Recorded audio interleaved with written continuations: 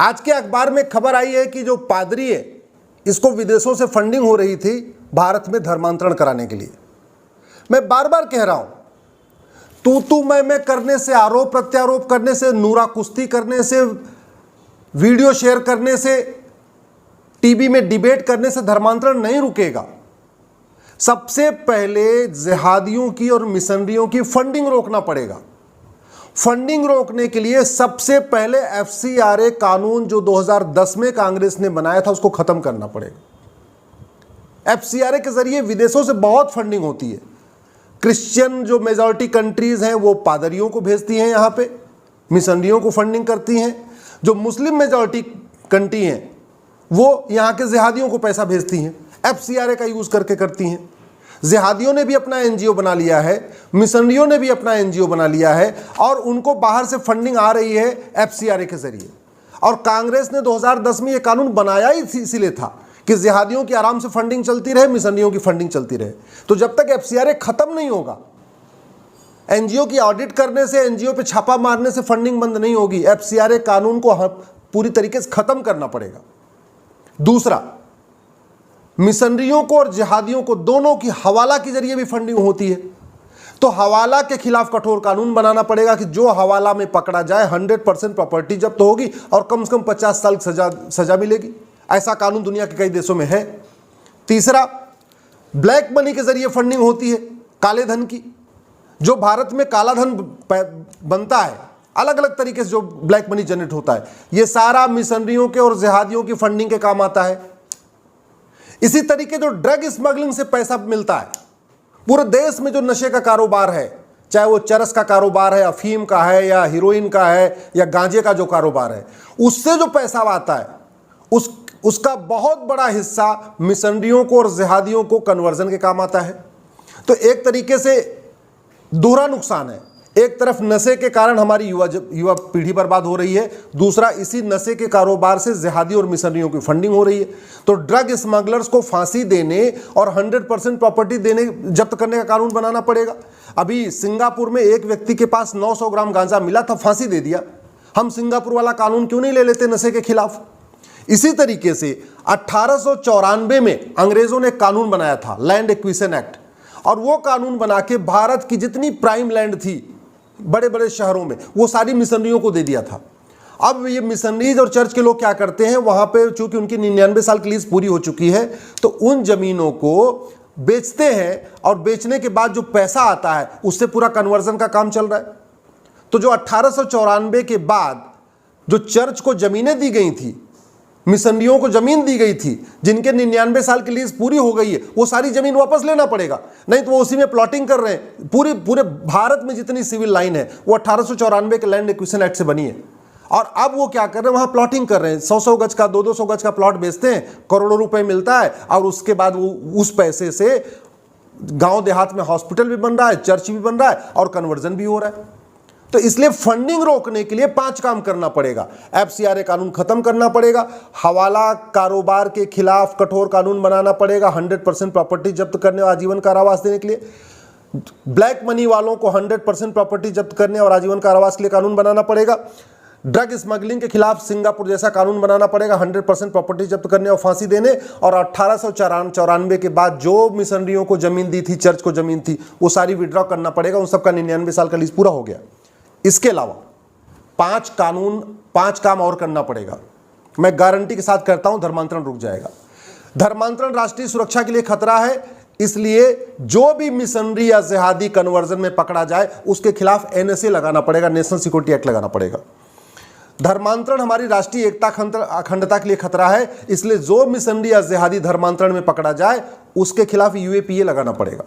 धर्मांतरण एक organise crime है, इसमें कई सारे लोग होते हैं, इसलिए नार्को पॉलीग्राफ ब्रेन मैपिंग कानून बनाना पड़ेगा, और जो आदमी धर्मांतरण में पकड़ा जाए उसका narco polygraph brain mapping test करके पता करने पड़ेगा कि इसमें कितने कितने और लोग शामिल हैं, कौन फंडिंग कर रहा है, कौन मदद कर रहा है, कौन उनको गाड़ी मुहैया करा रहा है, कौन उनको जमीन दे रहा है, जो भी पूरा नेक्सस पकड़ना पड़ेगा।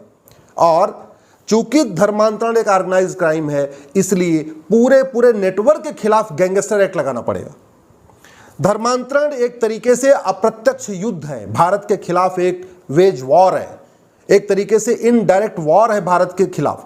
भारत के कल्चर को ख़त्म करने के लिए, भारत की पूरी डेमोग्राफी को चेंज करने के लिए।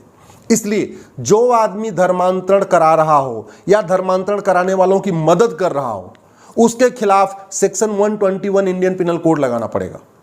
और केवल धर्मांतरण कराने वालों का नहीं, जो धर्मांतरण कराने में इनडायरेक्टली मदद कर रहे हैं, पैसा दे रहे हैं या फर्जी आधार बनाते हैं या फर्जी राशन कार्ड बनाते हैं या फर्जी ड्राइविंग लाइसेंस बनाते हैं या वोटर आईडी बनाते हैं, जिस भी तरीके से मदद कर रहे हैं उनके खिलाफ भी एनएसए लगाना पड़ेगा, यूएपीए लगाना पड़ेगा, गैंगस्टर एक्ट लगाना पड़ेगा और सेक्शन 121 इंडियन पिनल कोड यानी वेज वॉर लगाना पड़ेगा। और इंडियन पिनल कोड में एक नया चैप्टर डालना पड़ेगा, ऑफेंस रिलेटिंग टू कन्वर्जन। हमारे आईपीसी में धर्मांतरण के खिलाफ कोई चैप्टर नहीं है। हमारे ऑफेंस रिलेटिंग टू रिलीजन तो है, लेकिन ऑफेंस रिलेटिंग टू कन्वर्जन नहीं है। यानी धार्मिक भावना आहत करने पे इंडियन पिनल कोड में प्रावधान है, लेकिन धर्मांतरण कराने पे कोई प्रावधान नहीं है। और धर्मांतरण पूरे देश की समस्या है, किसी एक राज्य की समस्या नहीं कि फला राज्य ने एंटी कन्वर्जन लॉ बना लिया, फला राज्य ने एंटी कन्वर्जन लॉ बना लिया। अब यूपी ने बना लिया, हरियाणा ने बना लिया, तो क्या धर्मांतरण क्या हो रहा है? धर्मांतरण दिल्ली में हो रहा है। भाई बॉर्डर है, आप गाजियाबाद में धर्मांतरण नहीं कर सकते, यहाँ कानून बन गया है, तो आप रोड क्रॉस करके दिल्ली में इंटर कर जाइए, वहाँ धर्मांतरण कर सकते हैं। नोएडा में धर्मांतरण नहीं कर सकते, कानून बन गया है, चूंकि नोएडा यूपी में, आप रोड क्रॉस करके मयूर विहार में इंटर कर जाइए, वहाँ धर्मांतरण कर लीजिए। इसी तरीके हरियाणा के गुरुग्राम में धर्मांतरण नहीं कर सकते, वहां हरियाणा ने कानून बना दिया, रोड क्रॉस करके एयरपोर्ट पे आ जाइए, महिपालपुर वाले एरिया में आ जाइए, जो दिल्ली का इंटरनेशनल एयरपोर्ट है, वहां आ जाइए, वहां धर्मांतरण करा लीजिए। धर्मांतरण के खिलाफ इंडियन पिनल कोड में एक नया चैप्टर लाना पड़ेगा, ऑफेंस रिलेटिंग टू कन्वर्जन। धर्मांतरण को जघन्य अपराध घोषित करना पड़ेगा। धर्मांतरण कराने वालों को 20 से 50 साल की सजा देने का प्रावधान रखना पड़ेगा, तब धर्मांतरण रुकेगा। धर्मांतरण से राष्ट्रांतरण होता है, धर्मांतरण से भाषा बदलती है, धर्मांतरण से जीवन शैली बदलती है, धर्मांतरण से खान पान बदलता है, धर्मांतरण से तीज त्योहार बदलता है, धर्मांतरण से रीति रिवाज बदलता है, धर्मांतरण से व्यक्ति का व्यवहार बदलता है, धर्मांतरण से राष्ट्र के प्रति सोच बदलती है, धर्मांतरण से पूरी नजरिया बदल जाता है। ऐसे में जहां पूरा धर्मांतरण के कारण राष्ट्रांतरण हो रहा है, फिर धर्मांतरण के खिलाफ हम कठोर कानून क्यों नहीं बना रहे? 9 राज्यों में हिंदू खत्म हो चुके हैं। डिस्ट्रिक्ट वाइज देखिए तो 200 जिलों में डेमोग्राफी बदल चुकी है। तहसील के हिसाब से देखिए तो 300 तहसील में डेमोग्राफी बदल चुकी है। इंडिया का जो बॉर्डर का तहसील है, चाहे वो पाकिस्तान की तरफ मिला हुआ है या बांग्लादेश की तरफ मिला है या म्यांमार की तरफ मिला है, या गुजरात का जो बॉर्डर की तहसीलें हैं या महाराष्ट्र की बॉर्डर की तहसीलें हैं जो समुद्र के एरिया से मिली हुई, सबकी डेमोग्राफी बदल चुकी है। सिक्किम हाथ से निकल चुका, मेघालय हाथ से निकल चुका, मणिपुर हाथ से निकल गया, कश्मीर हाथ से निकल गया, केरल हाथ से निकलने वाला, लक्षद्वीप हाथ से निकल गया। 9 राज्यों में हिंदू खत्म हो गए। इसके बावजूद धर्मांतरण के खिलाफ कठोर कानून नहीं बन रहा है। धर्मांतरण पे संसद में चर्चा नहीं हो रही है, लोकसभा विधानसभा राज्यसभा में चर्चा नहीं हो रही है। मैं रिपीट कर रहा हूं, तू मैं करने, आरोप प्रत्यारोप करने, नूरा कुश्ती करने, कैंडल मार्च करने, घेराव करने, जंतर मंतर पे हंगामा करने से धर्मांतरण नहीं रुकेगा। बड़ी बड़ी बातें करने से धर्मांतरण नहीं रुकेगा। धर्मांतरण के कारण डेमोग्राफी बदल रही है। फ्रांस से हमें सीखना पड़ेगा किस तरीके से फ्रांस 15 दिन जला है, 3 महीने तक जला है। फ्रांस के पास सब कुछ था, यूएन की परमानेंट मेंबरशिप, वीटो पावर है, फ्रांस के पास राफेल है, फ्रांस के पास वर्ल्ड क्लास एयरपोर्ट है, वर्ल्ड क्लास हाईवे है, फ्रांस के पास बड़े बड़े फाइटर प्लेन है। कुछ काम नहीं आया, 3 महीने फ्रांस जला है। तो हम वही काम क्यों कर रहे हैं जो फ्रांस कर रहा है? फ्रांस के पास एक ही चीज नहीं था, कठोर कानून नहीं था, सठे साठ्यम समाचरे सिद्धांत के अनुसार कानून नहीं था, इसलिए फ्रांस जला है। और अगर हमने फ्रांस से नहीं सीखा, धर्मांतरण के खिलाफ कठोर कानून नहीं बनाया, तो आने वाले टाइम में भारत की स्थिति भी पूरी तरीके से फ्रांस वाली होगी। अभी तो केवल 9 राज्यों में अल्पसंख्यक हुए हैं, 200 जिलों की डेमोग्राफी बदली है, 300 तहसीलों की डेमोग्राफी बदली है, लेकिन जिस तरीके से धर्मांतरण हो रहा है उत्तर प्रदेश में, बिहार में, हरियाणा में, पंजाब में, गुजरात में, महाराष्ट्र में, पूरे देश में हो रहा है।